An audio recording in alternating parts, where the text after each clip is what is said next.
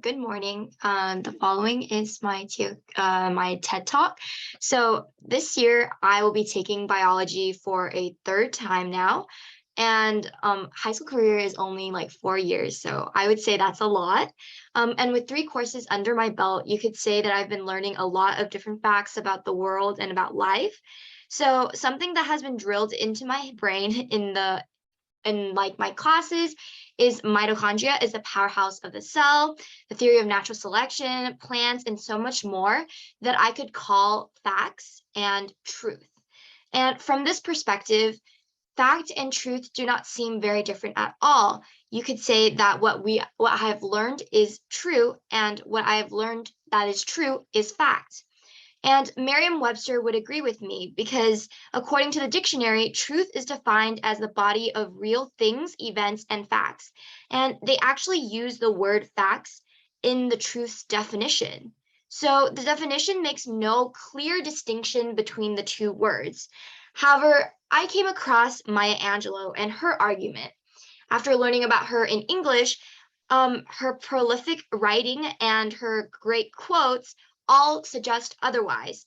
For example, the one quote that made me stop and think and go, is the quote, there's a world of difference between truth and facts. Angela makes a huge distinction. She calls it a world of difference and between truth and fact. So what's right? If we can define fact as the information presented, observed, or obtained by individuals or a society, then what is truth? Is truth really a separate entity from fact? And so with these questions, I could not help but consider truth as the context of my studies in natural sciences because I've taken it for 3 years. And natural sciences is really an area of study that is built upon curiosity about how the natural world works. And scientists utilize the scientific method, which is really the foundation of the line of questioning within science. It calls for the creation of a hypothesis and experimentation, data analysis, and then final conclusion.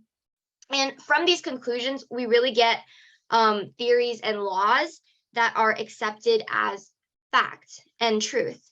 These scientific facts are often well known and respected in our society. We know that plants make their own energy and that humans have hearts and all of these different facts. And this is a correlation to the popularity of science in our society as well.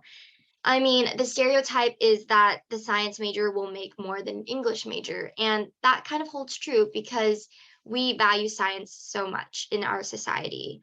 And this creates a bias towards science and also what blinds us to the difference in truth and fact within science as a subject. And the scientific process of experimentation with a prediction already in mind is inherently flawed. Trying to disprove an already thought out prediction makes these conclusions subject to confirmation bias.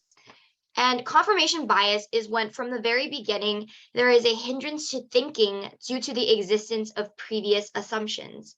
And scientists want their collected guesses and, their educated predictions to be correct because the experimental results can be observed in order to fit the claims they have made.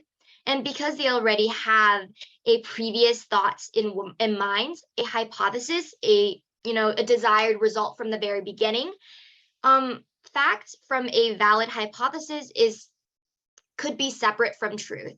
And truth is reality. Fact is what we think of reality, a claim that we make because we believe it is true.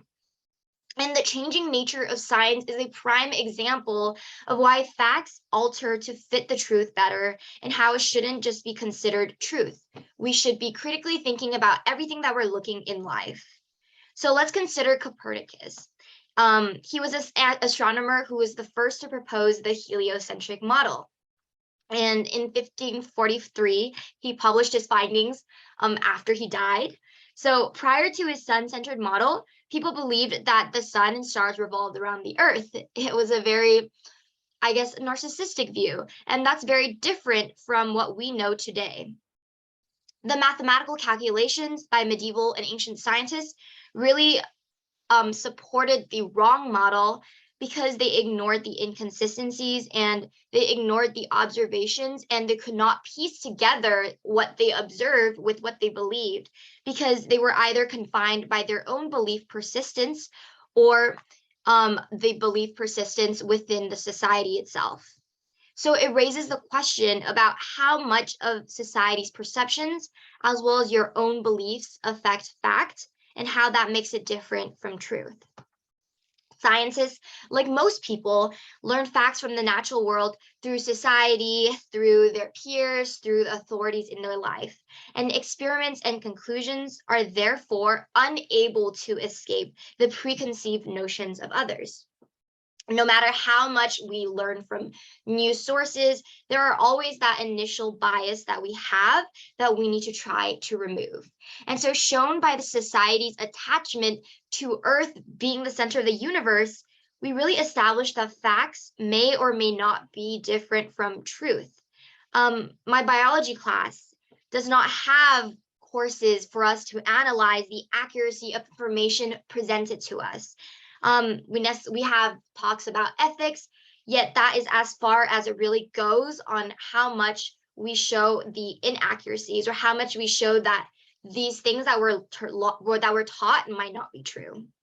And so what was widely believed and what we don't consider true for some things may be true, and what we widely believe may not be true. So from 50 to 100 years from now, what we accept as truth now might not be necessarily the truth. And that was similar to what happened with Copernicus and the heliocentric model and the geocentric model.